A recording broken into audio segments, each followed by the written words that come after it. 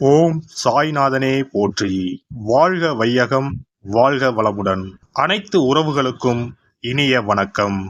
2025ஆம் ஆண்டு மார்ச் மாதம் நடைபெறவுள்ள சனி பெயர்ச்சியால் எந்தெந்த ராசிக்காரர்களுக்கு ஏழரை சனி, அஷ்டம சனி, கண்டக சனி, அர்த்தாஷ்டம சனி நடைபெறப் போகிறது. இதனால் மேசம் முதல் மீனம் வரை 12 ராசிகளுக்கு 2025இல் எப்படி இருக்கும் என்பதனை பற்றி விரிவாக காண்போம். நீண்ட நாட்களாக தனது கும்பராசியில் அமர்ந்திருந்த சனி பகவான் தற்போது கும்பராசியில் இருந்து வெளியேறி குரு பகவானின் ஆதிக்கத்தில் உள்ள மீனராசியில் பிரவேசிக்க உள்ளார். திருக்கணித பஞ்சாங்கத்தின்படி 2025ஆம் ஆண்டு மார்ச் மாதம் 29ஆம் தேதி இரவு 9:44 கும்பராசியில் உள்ள புரட்டாதி நட்சத்திரம் 3ஆம் பாதத்தில் இருந்து மீனராசியில் உள்ள புரட்டாதி நட்சத்திரம் 4ஆம் பாதத்திற்கு பெயர்ச்சியாக உள்ளார். முதலில் நாம் காண இருப்பது ஏழரை சனி.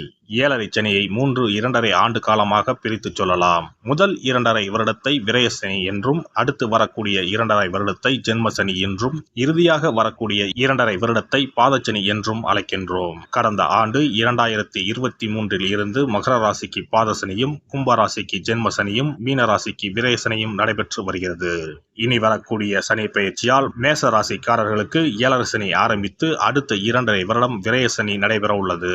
மீன ராசிக்கு விரயசனி முடிந்து ஜென்மசனியும், கும்பராசிக்கு ஜென்மசனி முடிந்து பாதசனியும் நடைபெற உள்ளது.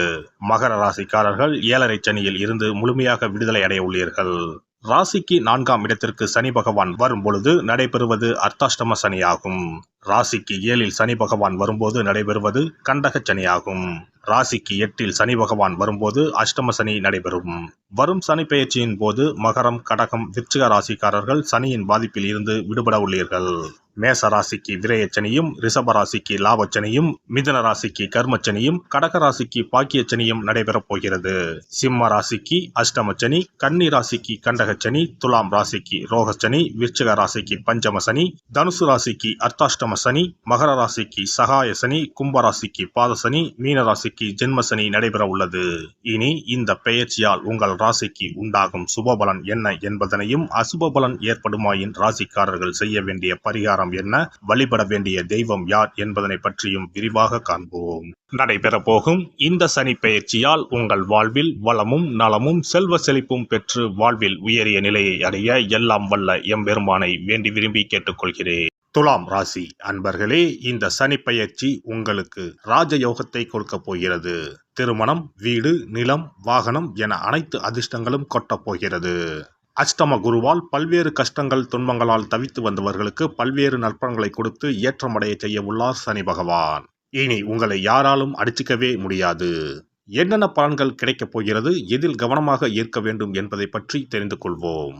துலாம் ராசியில்தான் சனி பகவான் உச்சமடைகிறார். இனி தொட்டவை அனைத்திலும் வெற்றி, வெற்றி மேல் வெற்றி என்று அனைத்து நல்ல சுக பலன்களையும் பெறப்போகிறீர்கள். துலாம் ராசிக்கு 2025ஆம் ஆண்டு ஜாக்பாட் தான். பெரிய அதிர்ஷ்டம் கிடைப்பதற்கான வாய்ப்புகள் உள்ளது. வீட்டில் அனைத்து விதமான நல்ல காரியங்களும் நடக்கும். அடுத்த 2.5 ஆண்டுகள் வேலை, கடன், தொழில் தொடர்பான அனைத்து பிரச்சனைகளும் நீங்கும். கடன்கள் தீரும். வியாபாரம், தொழிலில் லாபம் அதிகரிக்கும். அலுவலகத்தில் சம்பள உயர்வு, பதவி உயர்வு கிடைக்கும். 27.5 ஆண்டுகளுக்கு பிறகு ஒரு சூப்பர் சந்தர்ப்பம் கிடைக்கப் போகிறது. இதுபோல ஒரு நல்ல காலம் இனி 30 ஆண்டுகளுக்கு பிறகுதான் உங்களுக்கு கிடைக்கும். திரும்பிய பக்கமெல்லாம் வெற்றி கிட்டும். இதுவரை அஷ்டம குருவால் எந்த பக்கம் போனாலும் பிரச்சனை, அடி வாங்கியிருப்பீர்கள். 6ஆம் வீட்டின் அதிபதி 8ஆம் வீட்டிற்கு வந்து உங்களை கடும் பாதிப்புக்கு உள்ளாக்கி இருப்பார். துலாம் ராசிக்காரர்களுக்கு நிறைய தோல்விகள், வம்பு, வழக்கு, எதிரிகள், நோய், கடன் போன்ற தொல்லைகளை சந்தித்து இருப்பீர்கள். கிரெடிட் கார்டு வைத்திருப்பவர்கள் படாத கஷ்டமே இருக்காது. நீண்ட நாட்களுக்கு பிறகு உங்களுக்கு ஒரு குட் நியூஸ் என்றால் அது இந்த சனி பெயர்ச்சி தான். 3ஆம் பாவத்தின் முதலில் சனி பகவான் சஞ்சாரம் செய்வதால் இடம், வாகனம் விற்பதற்கான அமைப்பு வரும். விற்றாலும் கடனை அடைத்து அதிலும் சிறிய லாபம் பார்ப்பீர்கள். எதை விற்றாலும் அதை விட ஆடம்பரமான பொருளை வாங்குவீர்கள்.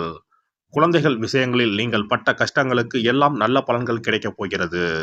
வீடு, வாகனம், மனை, அலுவலகம் என அனைத்திலும் அனுகூலம் உண்டாகும். மீடியா துறைகளில் இருப்பவர்களுக்கு உண்மையான திறமைகளை வெளிப்படுத்துவதற்கான வாய்ப்புகள் வெகு நாட்களுக்கு பிறகு அமையும். இதனை நீங்கள் புத்திசாலித்தனமாக உபயோகித்துக் கொள்ள வேண்டும். புதனின் நட்சத்திரத்தில் சனி பகவான் சஞ்சாரம் செய்யும் போது வெளிநாட்டு தொடர்பு, அதன் மூலம் கிடைக்கும் வருமானம், உத்தியோகம், வேலைவாய்ப்பு, அங்கே சென்று வியாபாரம் செய்வது, கிரீன் கார்டு, ப்ளூ கார்டு, முதலீட்டிற்கான லாபம், அங்கீகாரம் ஆகியன கிடைக்கப் போகிறது. அனைத்து விஷயங்களிலும் அவர்களுக்கு நல்ல பலன்களை சனி பகவான் கொடுக்கப் போகிறார். 6ஆம் பாவத்தில் இருக்கக்கூடிய சனி பகவான் 3ஆம் பார்வையாக 8ஆம் இடத்தை பார்க்க உள்ளதால் நீங்கள் ஒரு விஷயத்தை தொடங்குவதற்கு முன்னர் அது குறித்து நீங்கள் தெரிந்து வைத்துக் கொள்ள வேண்டும். இதுபோன்று சின்ன சின்ன திறன்களை வளர்த்து கொள்ள வேண்டும். அகலக்கால்கள் வைக்காமல் பக்குவமாக அனைத்திலும் கால் வைக்க வேண்டும். குரு பகவான் 9ஆம் இடத்தில் அமர்ந்து ராசியை பார்ப்பதால் உங்களுக்கு ராஜயோகம் உண்டாகும். டபுள் ஜாக்பாட் அடிக்க வாய்ப்புள்ளது. வருமானம் அதிகரிக்கும், பொருளாதாரம் சீராகும், நல்ல பணவரவு இருக்கும் என்பதால் அதனை புத்திசாலித்தனமாக பத்திரப்படுத்தியும் வைக்க வேண்டும். செவ்வாய் கிரகம் 10ஆம் வீட்டில் உள்ளது. இதனால் கணவன் சம்பந்தப்பட்ட மற்றும் அவர்களின் குடும்பம் சம்பந்தப்பட்ட விஷயங்களில் கவனமாக இருக்க வேண்டும்.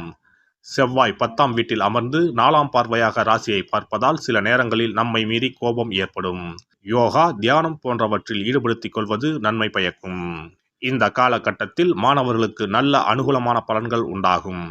குறிப்பாக வெளிநாட்டு பயணம், வெளிநாட்டில் கல்வி பயில்வதில் நல்ல அபிவிருத்தியை காணலாம். தொழில்நுட்பம் சம்பந்தமான துறைகள், மருத்துவத்துறை, ஏஐ துறை போன்றவற்றில் விஸ்தாரமாக அனுகூலம் உள்ளது. துலாம் ராசிக்காரர்களை பொறுத்தவரை சனி பெயர்ச்சிக்கு எந்த ஒரு பரிகாரமும் தேவையில்லை. ஆஞ்சநேயர் வழிபாடு, மகாவிஷ்ணு வழிபாடு நன்மையை கொடுக்கும். சிறப்பு பரிகாரம். நவ கிரகங்களில் சனி பகவான் நீதி தவறாதவர்.